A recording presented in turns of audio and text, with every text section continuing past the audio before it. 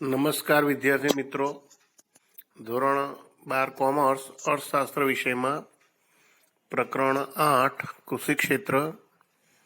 હવે આપણે આ નવા પ્રકરણમાં જે આ પ્રકરણનો વાર્ષિક પરીક્ષામાં એટલે કે બોર્ડની વાર્ષિક પરીક્ષામાંનો ગુણભાર 10 છે.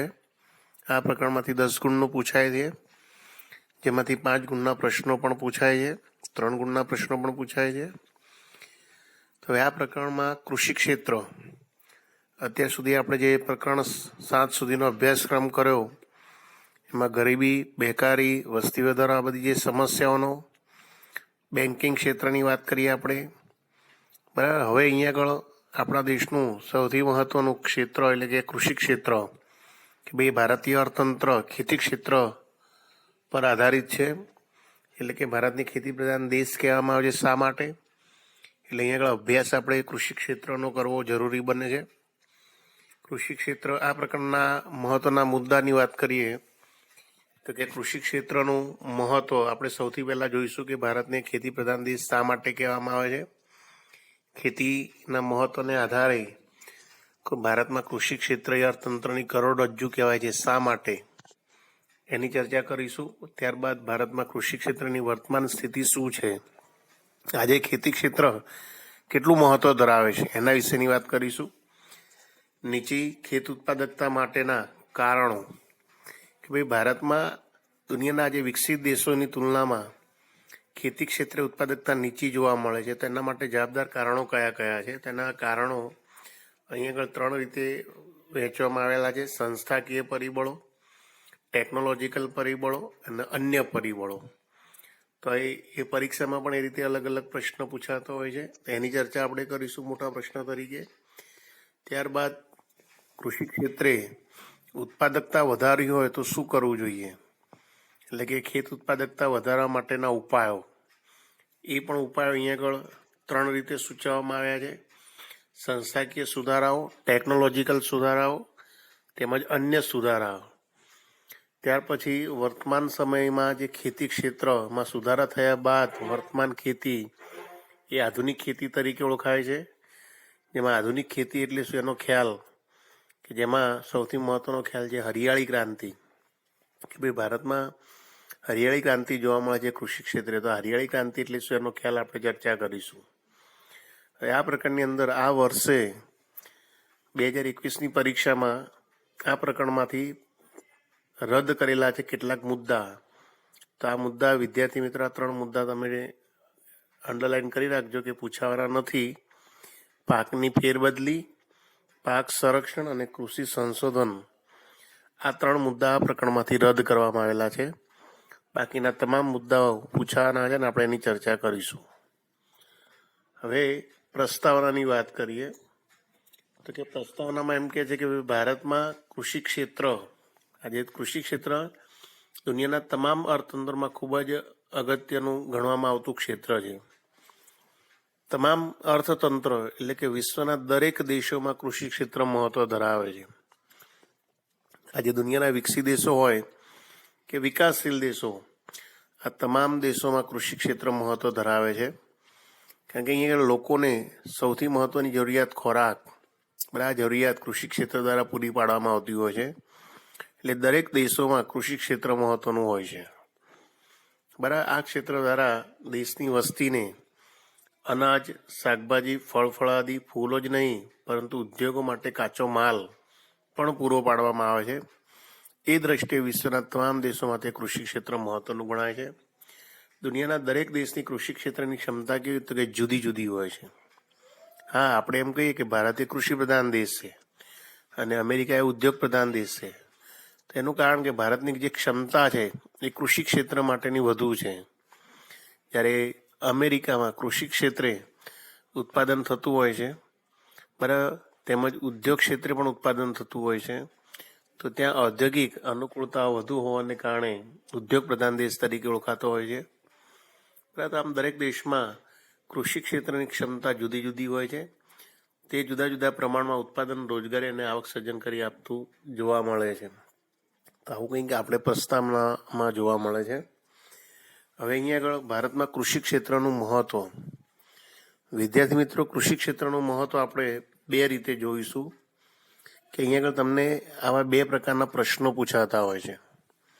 સૌથી પહેલો પ્રશ્ન છે કે ભાઈ ભારત શા માટે ખેતી પ્રધાન દેશ તરીકે ઓળખાય છે? તો આ મુદ્દામાંથી આપણે કયા પ્રશ્નની ચર્ચા કરીશું. અને બીજો પ્રશ્ન છે, ભારતીય અર્થતંત્રમાં ખેતી કરોડરજ્જુ સમાન ગણાય છે, શા માટે? તો સૌથી પહેલા આપણે વાત કરીશું કે ભારત શા માટે ખેતી પ્રધાન દેશ તરીકે ઓળખાય છે. અહીંયા મુદ્દો આપ્યો છે કે ભાઈ ભારતમાં કૃષિ ક્ષેત્ર પુરાતન કાળથી મહત્વનું રહ્યું છે. પુરાતન કાળ એટલે કે પ્રાચીન સમયથી, બરાબર, કે ભાઈ ભારતમાં પ્રાચીન સમયથી કે ભાઈ રાજા મહારાજા હતા એ પહેલાનો પણ સમય કે પહેલેથી જ આપણો દેશ ખેતી પ્રધાન દેશ રહ્યો છે. અંગ્રેજોના શાસનકાળ દરમિયાન અને અંગ્રેજો ગયા પછી એટલે કે આઝાદી પ્રાપ્ત કર્યા પછી પણ ભારત કૃષિ આધારિત દેશ રહ્યો છે. આપણા દેશમાં ઉત્પાદન, રોજગારી અને નિકાસ કમાણી જેવી બાબતોમાં ભારત કૃષિ ક્ષેત્ર પર આધારિત છે, બરાબર. આ ઉપરાંત 2011ની વસ્તી ગણતરી મુજબ દેશમાં 68.8% જે ગ્રામીણ વસ્તી છે એ રોજગારી માટે કૃષિ ક્ષેત્ર પર આધાર રાખે છે. એથી પણ વધારે કહીએ તો આમ ભારતીય અર્થતંત્રમાં વિવિધ ક્ષેત્રો કૃષિ ક્ષેત્ર પર અવલંબે છે, આધારિત છે. જેમ કે આપણા ભારતના ઉદ્યોગો, બરાબર, ઉદ્યોગો માટે કાચો માલ, બરાબર, ટેકનોલોજીવાળા જે ઉદ્યોગો છે તે ટેકનોલોજીનો ઉપયોગ પણ આજે ખેતી ક્ષેત્રમાં થાય છે. તો આમ ભારત અર્થતંત્રના વિવિધ ક્ષેત્રે કૃષિ પર અવલંબે છે. કોઈ કારણસર કૃષિ ક્ષેત્ર, બરાબર, કે ખેત ઉત્પાદનમાં નિષ્ફળ જાય તો એવા સંજોગોમાં ચીજ વસ્તુઓ પૂરતા પ્રમાણમાં ન મળતા લોકોનું જીવન ખૂબ જ પ્રભાવિત થતું હોય છે. આમ જો ભારતમાં કૃષિ ક્ષેત્ર નિષ્ફળ નીવડે તો દેશનું અર્થતંત્ર ખોરવાય છે, બરાબર. તેથી જ ભારત એક ખેતી પ્રધાન દેશ તરીકે ઓળખાય છે. તો આ રીતે શરૂઆતના મુદ્દામાં આવી એક સમજૂતી આપેલી છે કે ભાઈ ભારતમાં કૃષિ ક્ષેત્ર પુરાતન કાળથી મહત્વનું રહ્યું છે. ભારત કૃષિ ઉત્પાદન, રોજગારી અને નિકાસ કમાણી જેવી બાબતોમાં કૃષિ ક્ષેત્ર પર નપતું હોવાથી ભારતને ખેતી પ્રધાન દેશ તરીકે ઓળખવામાં આવે છે. આપણા દેશમાં એટલે કે ભારતમાં કૃષિ ક્ષેત્ર દેશની જીવાદોરી સમાન ગણાય છે, બરાબર, કે લોકોનું જીવન ધોરણ નક્કી કરે છે એમ. તેથી તેને અર્થતંત્રની કરોડરજ્જુ સમાન દરજ્જો આપવામાં આવેલો છે. ભારતીય અર્થતંત્રના વિવિધ ક્ષેત્રો કૃષિ ક્ષેત્ર પર અવલંબે છે, બરાબર, કે જો કોઈ કારણસર ભારતમાં કૃષિ ક્ષેત્ર ખેત ઉત્પાદનમાં નિષ્ફળ જાય તો અનાજ, શાકભાજી, ફળફળાદી, ફૂલો જ નહીં પણ ઉદ્યોગોના કાચા માલ તરીકે વપરાતો રોકડીયો પાક પણ નિષ્ફળ જાય તો એવા સંજોગોમાં દેશના લોકોને ખેતીજન્ય ચીજવસ્તુઓ પૂરતા પ્રમાણમાં મળી રહેતી નથી, બરાબર. તો આમ કૃષિ ક્ષેત્ર નિષ્ફળ નીવડે તો દેશનું, બરાબર, કે અર્થતંત્ર ખોરવાય અને તેથી જ ભારતને ખેતી પ્રધાન દેશ તરીકે ઓળખવામાં આવે છે. તો આ રીતે એક આ વિધાન કે ભાઈ ભારતને શા માટે ખેતી પ્રધાન દેશ તરીકે ઓળખવામાં આવે છે, તો આવું એક વિધાન અહીંયા સમજાવી શકાય. એથી પણ આગળ વિશેષ મહત્વ આપણે જોઈએ કે ભાઈ ભારતીય અર્થતંત્રને એક બીજો શબ્દ અંદર જોડે વાપર્યો છે કે ભાઈ ભારતીય અર્થતંત્રને દેશનું કરોડરજ્જુ સમાન ગણવામાં આવે છે, બરાબર. ફરી એકવાર ભારતીય અર્થતંત્રમાં ખેતી કરોડરજ્જુ સમાન ગણાય છે. વિધાન સમજાવો, આવો પ્રશ્ન પણ પૂછાય. તો આ પ્રશ્નના જવાબમાં પણ આમાંથી જ કેટલાક મુદ્દા ઉમેરીને બીજા અન્ય ઉમેરીને આવો જવાબ લખી શકાય કે ભાઈ ભારત એક કૃષિ પ્રધાન દેશ છે. અર્થતંત્રની કેટલીક મહત્વની બાબતો કૃષિ ક્ષેત્ર પર આધારિત છે, જેમ કે ખેતી આવક અને રોજગારી પૂરી પાડે છે. દેશનું કૃષિ ક્ષેત્ર ઉદ્યોગો તેમજ નાના અને મોટા પાયાના ઉદ્યોગોને કાચો માલ અને બજાર પૂરા પાડે છે. આપણે જોઈએ છીએ કે આજે ઘણા બધા ઉદ્યોગો એ ખેતી પર આધારિત ઉદ્યોગો છે, બરાબર. દાખલા તરીકે આપણે જોઈએ તો કે વર્તમાન સમયમાં તેલીબિયા, બરાબર, ખાંડ ઉદ્યોગ, બરાબર, જે આપણે ખાદ્ય તેલોનો વપરાશ કરીએ છીએ, ખાદ્ય તેલ, તેલીબિયા, બરાબર. આ ઉપરાંત જે આજે ખાતર ઉદ્યોગ છે, બરાબર, કે ખાતર જે બને છે રાસાયણિક ખાતરો, જો એનો વપરાશ ખેતી ક્ષેત્રમાં થતો હોય છે, બરાબર. તો આવા ઘણા રસાયણ ઉદ્યોગો છે, આવા કૃષિ પર આધારિત કાચો માલ મેળવતા હોય એવા ઉદ્યોગો છે. સૂત્રો કાપડ ઉદ્યોગ છે. તો આ બધા ઉદ્યોગોને કાચા માલની જરૂર પડતી હોય છે ખેતી ક્ષેત્રમાંથી. તે દ્રષ્ટિએ ખેતી ક્ષેત્ર મહત્વનું છે. ખેતી ક્ષેત્ર એ લોકોને બજાર પણ પૂરું પાડે છે. બીજું કે ખેત પેદાશોની નિકાસો દ્વારા દેશની વિદેશી ઉડિયામણ પ્રાપ્ત થાય છે. આજે આપણા દેશમાંથી આપણે ઘણું બધું અનાજનું ઉત્પાદન કરીએ છીએ. આપણા દેશની વસ્તીને અનાજ તો પૂરું પાડીએ છીએ, પણ એ સિવાય આપણા દેશમાંથી વધેલું અનાજ એ બીજા અન્ય દેશોમાં વેચાણ કરીએ છીએ, નિકાસ કરીએ છીએ, અને એના દ્વારા આપણા દેશને વિદેશી હુડિયામણ એટલે કે બીજા દેશનું નાણું, વિદેશી નાણું પ્રાપ્ત થાય છે. બરાબર. આ ઉપરાંત બીજું એમ કહી શકાય છે કે ભાઈ આપણા અર્થતંત્રમાં આગળ ગામડામાં ખેડૂતોને કે કૃષિ ક્ષેત્રે રોકાયેલા લોકોને રોજગારી પ્રાપ્ત થતી હોય છે. એમના જીવન ધોરણ માટેનો એક આધાર કૃષિ ક્ષેત્ર ગણાતું હોય છે. આજે આપણા દેશની જે વધતી જતી વસ્તી એને અનાજ પૂરું પાડવાની એક સૌથી મોટી જવાબદારી કૃષિ ક્ષેત્રની જેમ કહેવાય છે. તો આમ કૃષિ ક્ષેત્ર દેશની આ વધતી જતી વસ્તીને અનાજનો પુરવઠો પૂરો પાડે છે, એક સૌથી મોટું મહત્વનું કામ કરે છે. બરાબર. તો આમ કૃષિ ક્ષેત્ર દેશના આર્થિક વિકાસમાં પણ એક મહત્વનો ફાળો આપે છે. બરાબર. અહીં એમ કહી શકાય કે જો કૃષિ ક્ષેત્રનો યોગ્ય વિકાસ થાય તો વધતી જતી વસ્તીને ખોરાક પૂરો પાડી શકાય, લોકોનું જીવન ધોરણ ઊંચે લઈ જઈ શકાય છે, ગરીબી અને બેકારી જેવા પ્રશ્નો પણ હલ કરી શકાતા હોય છે.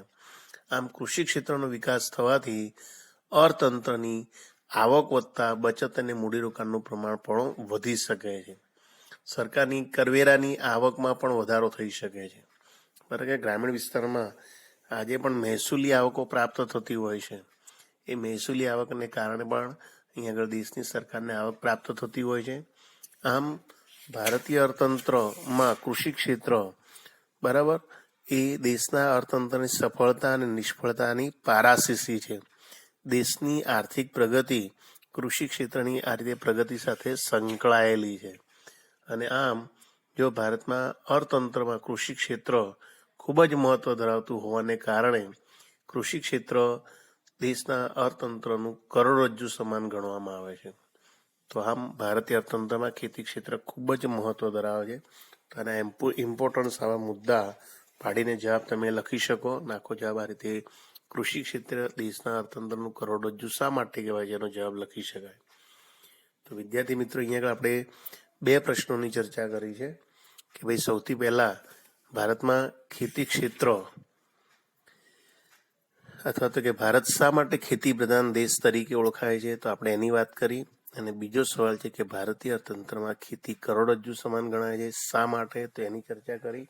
તો આ મુદ્દો પણ એક લખી શકો છો. બરાબર. બીજો એક અહીંયા આગળ વાત એવી કરવામાં આવી છે મુદ્દામાં આગળ કે ભાઈ ભારતીય અર્થતંત્રમાં ઔદ્યોગિક વસ્તુના મોટા ઉપભોક્તાઓ તેઓને તેમની ઔદ્યોગિક વસ્તુની માંગ ઘટાડવી પડે છે. ક્યારે, તો ક્યારેક ખેતી ક્ષેત્રે જે ઉત્પાદન નિષ્ફળ જાય છે, બરાબર કે ઉત્પાદન ઓછું થાય તો મોટાભાગની વસ્તીને આવકની માઠી અસર થતી હોય છે.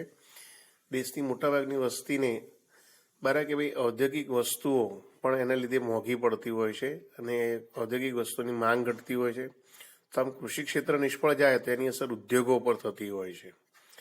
બરાબર. તો ઔદ્યોગિક ઉત્પાદિત વસ્તુની માંગ થતી નથી. સરવાળે એમ કહી શકાય કે કૃષિ ક્ષેત્રની નિષ્ફળતા ઔદ્યોગિક ક્ષેત્રને નિષ્ફળતા અપાવે છે. અને જો આ બંને ક્ષેત્રો પર માઠી અસરો થાય તેનું ત્રીજું ક્ષેત્ર એટલે કે સેવા ક્ષેત્ર પણ સેવાકીય માંગ અને આવકમાં ઘટાડો અસર થતી હોય છે. તેથી એમ કહી શકાય કે જો ભારતમાં કૃષિ ક્ષેત્ર નિષ્ફળ નીવડે તો દેશનું અર્થતંત્ર ખોરવાય છે. અને આ જ રીતે કૃષિ ક્ષેત્ર સફળ નીવડે તો દેશના પ્રગતિના પંથે અગ્રેસર રહે છે. અને આ કારણથી દેશના કૃષિ ક્ષેત્રને દેશની કરોડરજ્જુ કહેવામાં આવે છે. તો આ મુદ્દો પણ યાદ રાખી શકાય કે ભાઈ જો ભારતમાં કૃષિ ક્ષેત્ર નિષ્ફળ નીવડે, ઘણા વિદ્યાર્થીઓ પૂછે કે સાહેબ કૃષિ ક્ષેત્ર નિષ્ફળ નીવડે તેની અસર ઉદ્યોગો પર થાય, કેવી રીતે? તો આ રીતે જ કે ભાઈ કૃષિ ક્ષેત્રે ઉત્પાદન ઓછું થાય તો કે કૃષિ ક્ષેત્રે ઉત્પાદન ઓછું થાય એટલે એને કાચો માલ જે ઉદ્યોગોને જોઈતો હોય એ ઓછો મળે.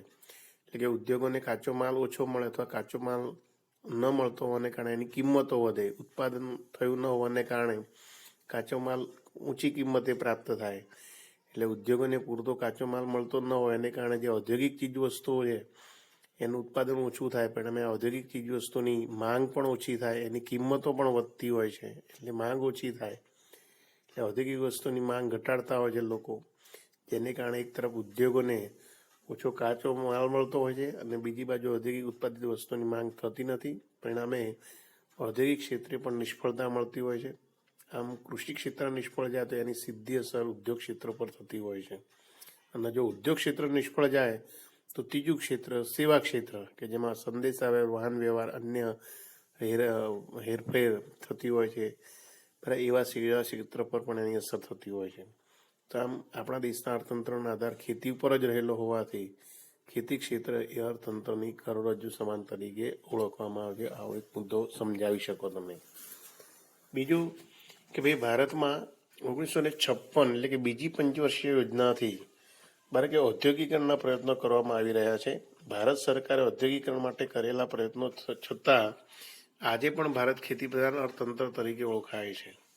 બરાબર કે આપણે ભારતમાં આઝાદી પ્રાપ્ત કર્યા પછી ખેતીનો તો વિકાસ કર્યો, પણ સાથે સાથે ઉદ્યોગોનો વિકાસ થાય માટેના પણ પ્રયત્નો કર્યા. ખેતી ક્ષેત્રે ઔદ્યોગિકરણ સર્જીને આપણે પણ ઝડપી આર્થિક વિકાસ સિદ્ધ કરવાના પ્રયત્નો કર્યા છે. પરંતુ આજે પણ આપણા દેશમાં ખેતી ક્ષેત્ર ખૂબ જ મહત્વનું રહ્યું છે.